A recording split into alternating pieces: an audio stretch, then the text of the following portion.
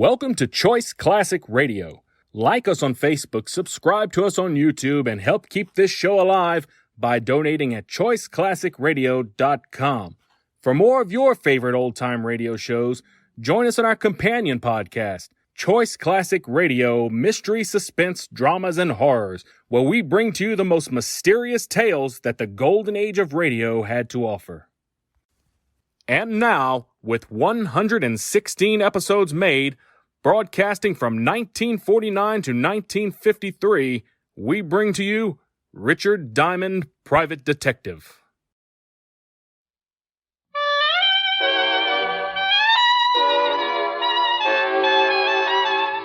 The makers of Camel cigarettes present Dick Powell as Richard Diamond, Private Detective.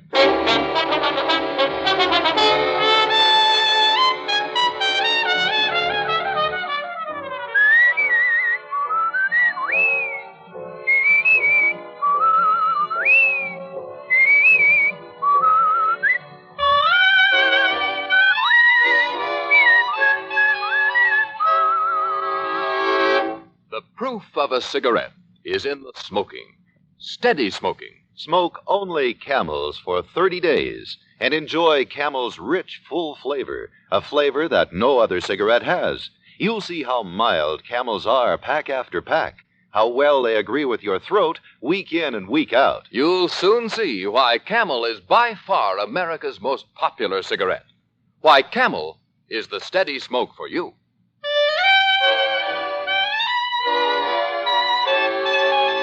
Here transcribed is Richard Diamond, Private Detective, starring Dick Powell.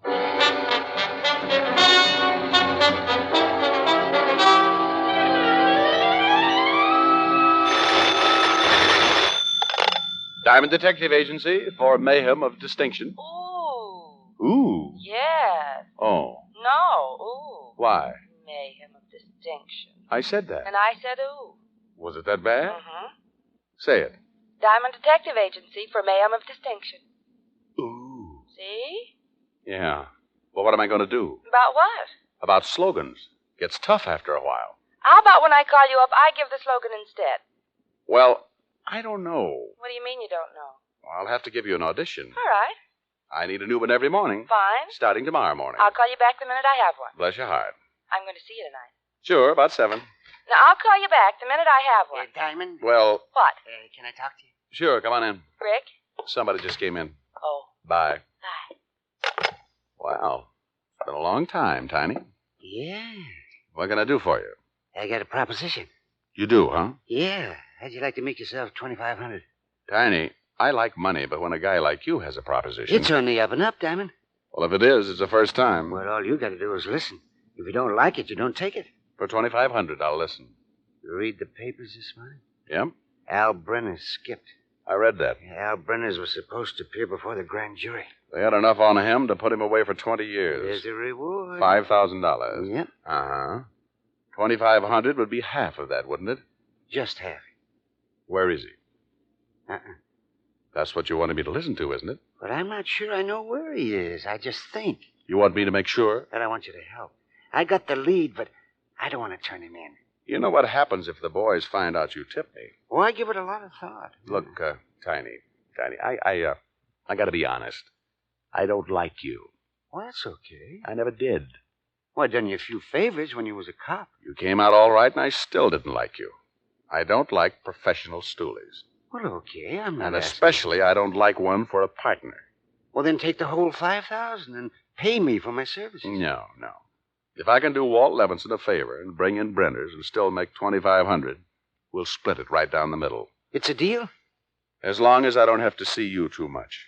Now, this is what I've got. There's a guy named Stringer. You heard of him? I don't think so. Well, he's not a local boy. He's an import. Used to work for Brenners back in St. Louis, 1929-30. When Brenners moved east, he stayed and did himself some good. That's before my time. Well, Stringer's in town. So what? I hear Brenners ain't even skipped town. I hear he's hiding out right in town somewhere until the heat cools. Well, that'd be smart. He knows they'd cover everything in and out. Well, Brenners skipped yesterday morning. The law didn't spot it until the afternoon. I heard about Stringer, and I started thinking. Brenners needs a contact. He's smart, and he wouldn't trust none of his local boys. So Stringer's it. Yeah. That's all you've got? No. I followed Stringer last night, and I lay 10 to 1 he saw Brenners. Where? You meet me tonight at the corner of Maple and Palm. Maple and Palm? Long Island. Well, what's out there? You'll be there. I'll show you. Oh, look, Tiny, you... Yeah, I'm just playing it safe, Diamond. I tell you everything. You could make the score alone, and I couldn't open my mouth. Okay, Tiny. What time? 8 o'clock. Well, I'd made a deal with Tiny Gillespie. Half of a $5,000 reward for Al Brenners, one of the biggest hoodlums in the business. I'd known Tiny for a lot of years. He was a professional stoolie who knew the underworld like the inside of his shirt and didn't have a friend to his name. It was dangerous doing business with Tiny, but $2,500 can take the edge off a lot of danger. I went home, changed my clothes, and was about to pick up the phone to call Helen. Yeah? I called your office. Oh, hi, dear. How's this? Diamond Detective Agency. If you can't get Sherlock or Perry Mason for $100 a day, I start chasing. Helen. Pretty good, huh? Oh, it's great. I thought so. Just great. Why'd you leave your office so early? I was just going to call you. Rick. I can't make it until later, sweetheart. I'm sorry. But I started such a wonderful dinner. And I started making $2,500. $2,500?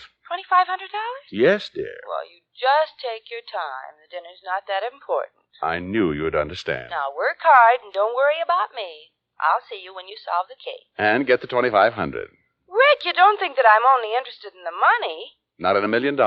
Years.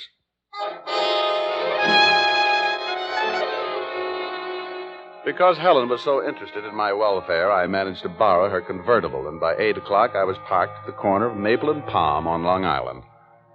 It was easy to understand why Tiny had picked the spot to meet. It was as dark as a mine shaft, and there wasn't a house within a half mile. I lit a Camel, sat back to wait. It got to be 8:15, and Tiny still hadn't arrived. By 8:30, I was beginning to wonder if he ever would. And by 9, I was sure he wouldn't. I turned the car back for town, kicked myself all the way there. A guy like Tiny you couldn't trust, and I was feeling a little more than guilty for getting involved. By the time I hit Broadway, I was madder than a wild bull with a hot foot. I turned right, drove down to the river in a dive called the Purple Garter, a hangout for winos, bums, and a stoolie named Tiny Gillespie. There were only a few customers in the room and a bartender named Sampson that I'd done business with before. Hello, Mr. Diamond. Oh, hello, Sampson. I'm looking for Tiny Gillespie. Ain't here. How about a drink? No, I'm not interested in a long illness. Have you seen Tiny? Earlier? What's earlier? Around 7. He left around 7. Know where he was going? He didn't leave no forwarding address. What's he done? I was just looking for him. If you see him, tell him that, will you? I'll tell him. Oh. Hey. Friend of yours. Well. Hi, Rick. Hit the skids? What are you doing? Looking for a chocolate malt? Hello, Sampson. Hi, Lieutenant. Not thirsty. You guys are turning into snobs. You don't give us much choice, Sampson. It's that or a stomach pump. Huh. I shoulder your insults with complete disinterest. Who are you looking for, Fatty? Who says I am? Well, you're wearing that official frown. Prune Brow Levinson. Sampson, you seen Tiny Gillespie? Ho-ho. Tiny's getting popular. What do you mean, ho-ho? Just ho-ho. What do you mean he's getting popular? Mr. Diamond was just asking for him. Ho-ho. That's what I meant. What did you want him for, Rick? He was supposed to meet me. Why? Just to talk. About what? Oh, stop acting like a cop. What's it all about? I'm just in checking on Tiny's activities prior to 8 o'clock tonight. And just what did Tiny do prior to 8 o'clock tonight? For one thing, he got himself killed.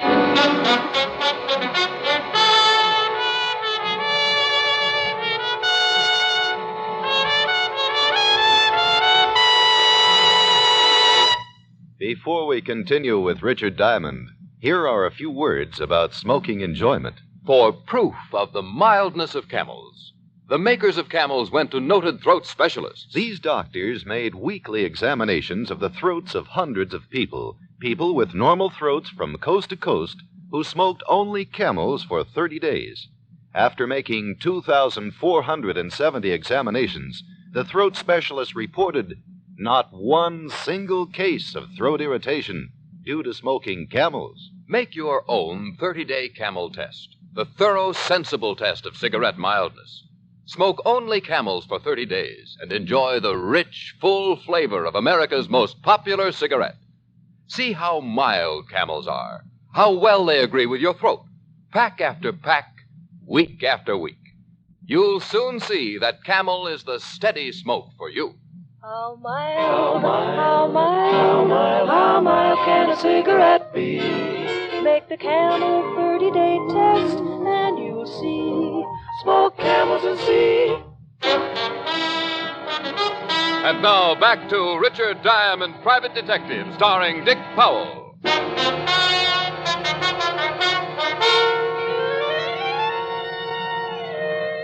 It all started when a professional stool pigeon named Tiny Gillespie thought he knew the whereabouts of Al Brenners, missing defendant in a grand jury investigation. Tiny had agreed to meet me at 8 o'clock that night, but he never showed up. And when I went looking for him, I ran into Lieutenant Walt Levinson, 5th Precinct Police. Walt told me Tiny had been killed. We went down to the station where we talked more about it. He was killed sometime between 7:30 and 8. Where? About a half mile from where you say you were supposed to meet him. How? Beaten to death. What? That's right. Somebody really worked him over. Wait a minute, I got a medical report here, son. Yeah, here it is. Broken back, fracture of the femur, fracture of... Okay. He was a mess. Want a cookie, Bright Eyes? No, thanks, Fatty. Help yourself. Is that part of your diet? Yeah. Rips the weight off you. That's obvious. Tell me, Skinny, you ever a hood named Stringer? Stringer? St. Louis. Worked for Al Brenners in 1929 and 30. Well, what's she got to do with it? Tiny's been following him. Tiny thought Stringer was working as a contact for Brenners. Tiny say Brenners were still in town? He thought so. He said he followed the Stringer someplace, and he believed he met with Brenners. Rick, you ought to know better than to get mixed up with a guy like Tiny. You ought to double date with my conscience. I take better care of it than you do. Well, want some coffee? Yeah, black. Sugar? The usual, 12 lumps. Listen, sweetie pie, if Brenners is close and Tiny was supposed to meet you a half mile from where he was killed... It's a good bet Brenners could still be in that area. Unless he skipped again and found out Tiny had him spotted. Well, he knows he'd never get out of town now, and I don't think he's too worried about killing Tiny. I don't think he'd ever figured Tiny would tell anybody what he knew. He knows Tiny's done business with the law. And he knows that the law would have come instead of Tiny. That's right. I think Brenners is worried, but if he's got a good hideout, I think he'll stay put. Here's the lab report on Tiny. Scrapings from the bottom of his shoes indicate fertilizer and new grass. Tiny's body was lying at the bottom of a gully. Nothing but dirt and clay. Any houses near? Not for miles. Show me on the map where the body was found. Sure. Right there. I was supposed to meet him there. Maple and Palm. Sure isn't much in that section. Tiny couldn't have been too far from me before he was killed. He wouldn't have picked Maple and Palm if it was very far from what he wanted to show me. That makes sense, but they sure wouldn't dump his body too close to Brenner's hideout. Okay. Maybe they drove him 5 or 10 miles. 5 or 10 miles in every direction from Maple and Palm. Yeah, that's a lot of territory. Yeah, I know. Well, you better start checking it. I've got a hunch you'll dig up Brenners. I'll put out an APB on this Stringer guy as soon as I check the records and talk with St. Louis for a description. Fine. I'll see you later. Where are you going? To see if I can beat you to Brenners. Now, look, Bright Eyes. Oh, honey, with Tiny dead, there's a big old 5,000 all in one chunk. I'll let you know if I find Brenners. I don't want the glory, just the loot. I left the station, climbed in the car, and a drive to a gas station where I filled up with gas and picked up a map of the Long Island section. Then I went back to my office and started checking the Long Island phone directory. I knew it would take me a week to find a new lawn, and Walt was already doing that, so I concentrated on something else. I looked for some place that might sell fertilizer and grass seed. There was one such place in that area, Hudson Garden Supplies, and there was a phone.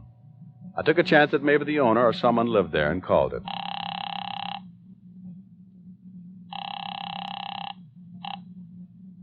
Yeah.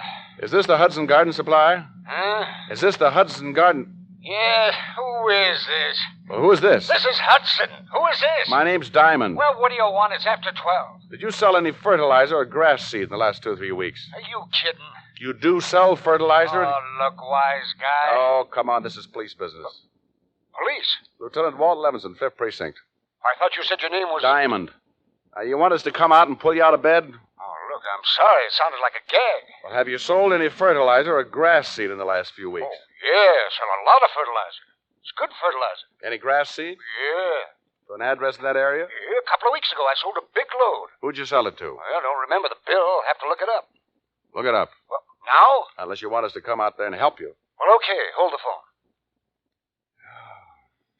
What a job.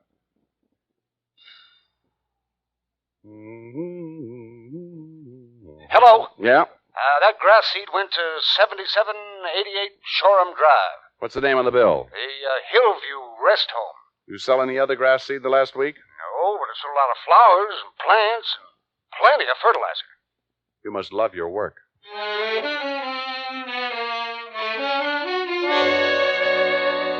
I climbed back into the car and headed back for Long Island and 7788 Shoreham Drive.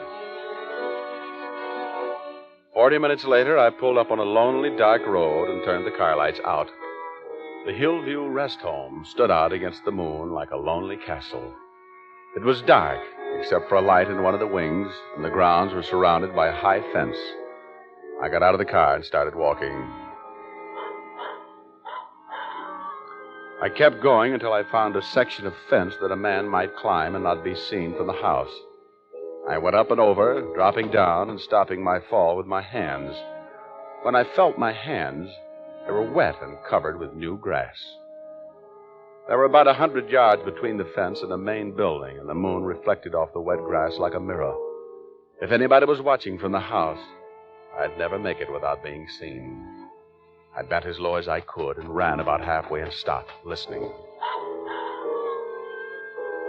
It was like a bad dream, crouching under the moon, trying to make my breath come out slowly so it wouldn't show against the cold, and feeling like I wanted to dig a hole and hide right there, or better still, wake up. I started again, running low, looking from side to side, but never behind. I got to the main building and slammed myself against it. I stayed there until I caught my breath. Then I moved around to the front door and tried it. I got the surprise of my life. It was open. I found myself standing in a large room, dark except for a small red light burning over a door at the back. A staircase to my left led to the floors above, and there was another smaller room to my right that was black except for the shafts of moonlight slanting down through the barred windows. Barred windows and an open door. Something was wrong. Don't move. Hmm? Don't move.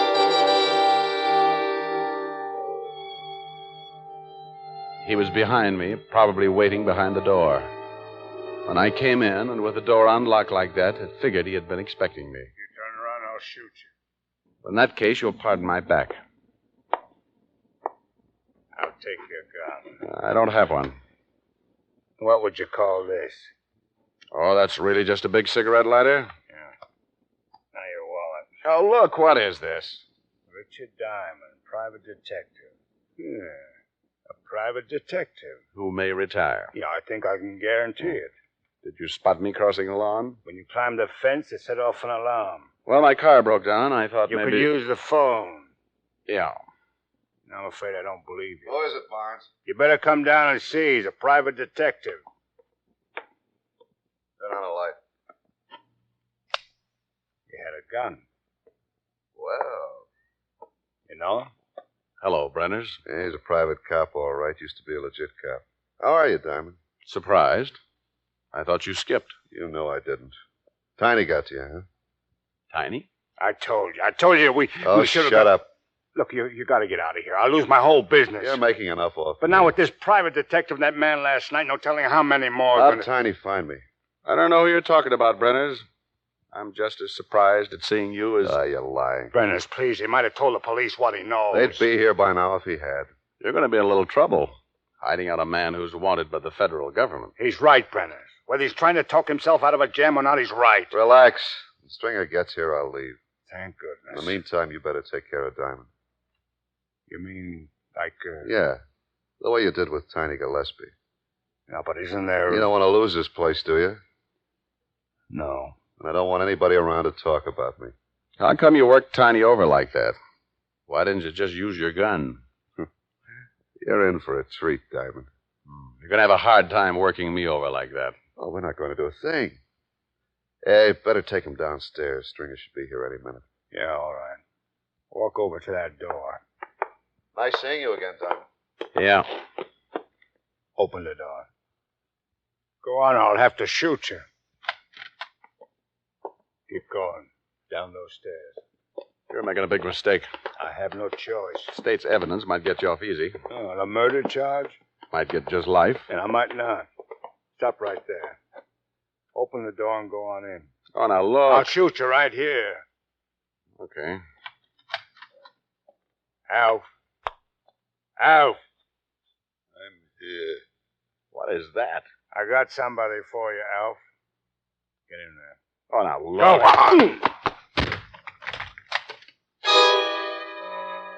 I was locked in the basement, and there was someone else there with me. It was a man. His head was shaved clean, and his eyes were wild and staring. He was sitting in a corner, and as he pulled himself up, he looked at me, tipped his head to one side like he was listening to something. I gotta take care of you, too, huh? Then he was on his feet, shoulders hunched, and his arms hanging at his sides.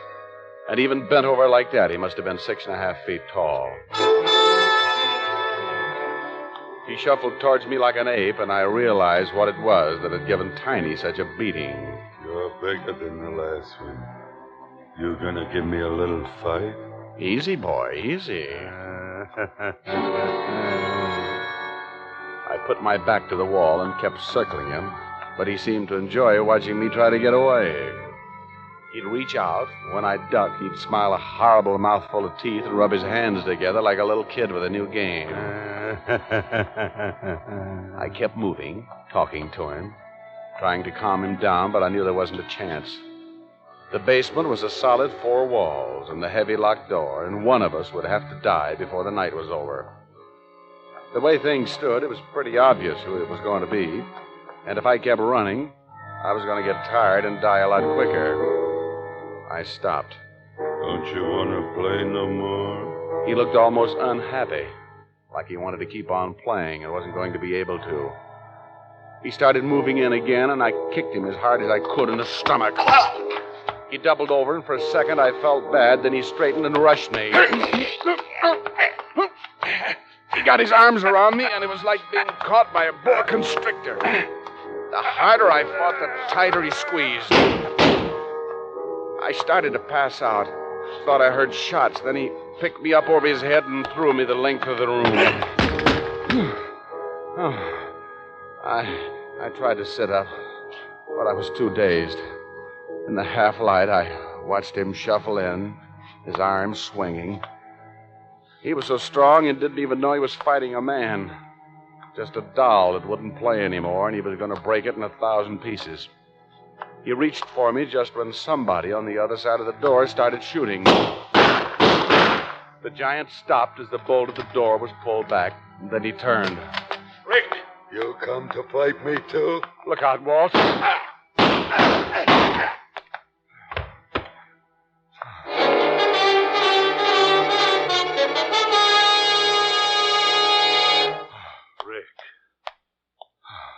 How'd you find me, Walt?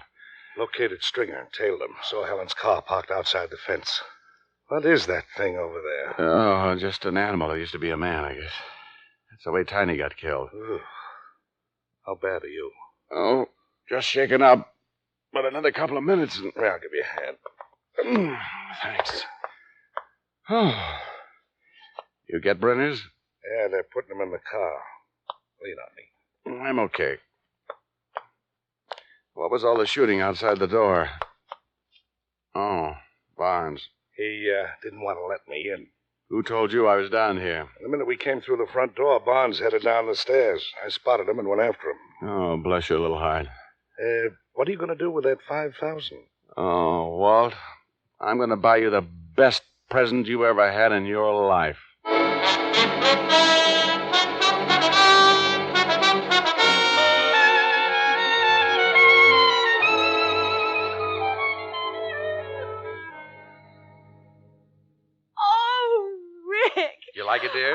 it's a beautiful store.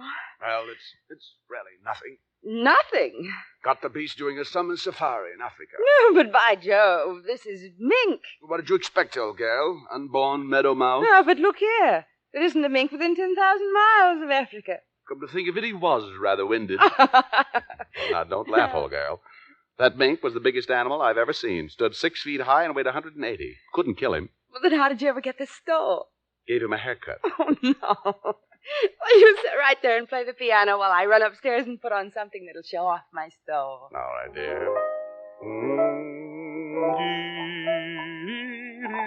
What a memory.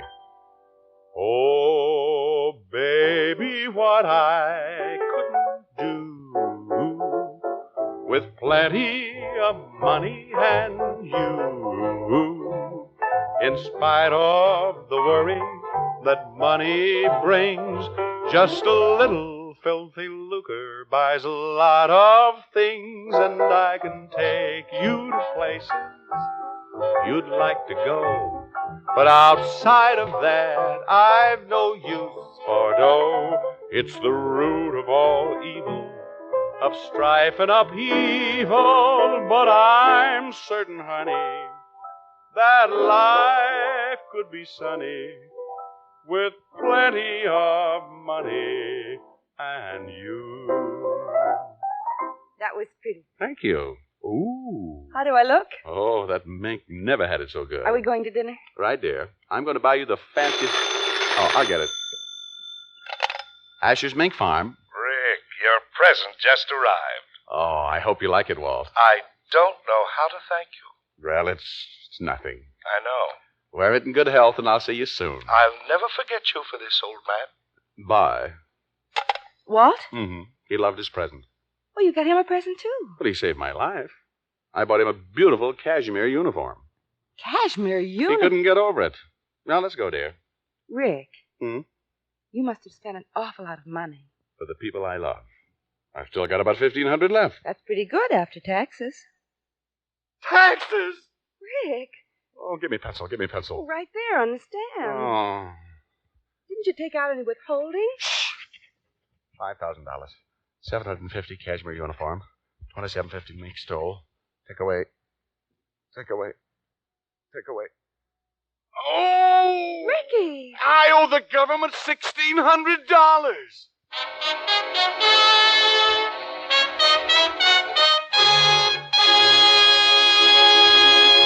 Dick Powell will return in just a minute. Tens of thousands of doctors in all branches of medicine, in all parts of the country, were asked what cigarette they smoked. The brand named most was Camel. Yes, according to this nationwide survey, more doctors smoke Camels than any other cigarette. Enjoy Camels, the cigarette so many doctors enjoy. And say, friends, buy your Camels by the carton, the handy, thrifty way. Yes, that way you always have Camels when you want them. How mild, how mild, how mild can a cigarette be? Smoke Camels and see. Here's Dick Powell with a special message. Thank you. Ladies and gentlemen, the hospitalized men of our armed forces like to know that they're not forgotten. Each week, the makers of Camels send out thousands of packs of gift Camels to these men. This week's Camels go to Veterans Hospitals Aspinwall, Pennsylvania, and Louisville, Kentucky. Tinker Air Force Hospital, Oklahoma City, Oklahoma. To all hospitals operated by the Army for U.S. forces in Austria. Now until next week, enjoy Camels. I always do.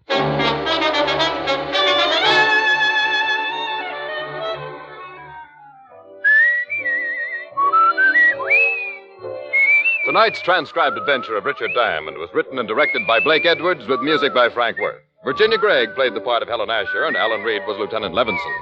Others in the cast were Howard McNear, Ed Max, Jane Avello, and Joel Samuels. Be sure to listen to another great Camel show, Vaughn Monroe and the Camel Caravan, every Saturday night. The bite is out and the pleasure's in when you smoke Prince Albert. The bite's out and the pleasure's in when you pack your pipe with America's largest selling smoking tobacco, Prince Albert. PA's choice tobacco is specially treated to ensure against tongue bite. Yes, with Prince Albert, the bite's out and the pleasure's in. And there's more tobacco in the pocket tin. Listen next week for another exciting adventure of Richard Diamond, starring Dick Powell. This is Your FBI. The official broadcast from the files of the FBI follows immediately. Stay tuned. This program came to you from Hollywood. This is the American Broadcasting Company. That concludes today's episode. We'd like to thank you and remind you to donate at choiceclassicradio.com.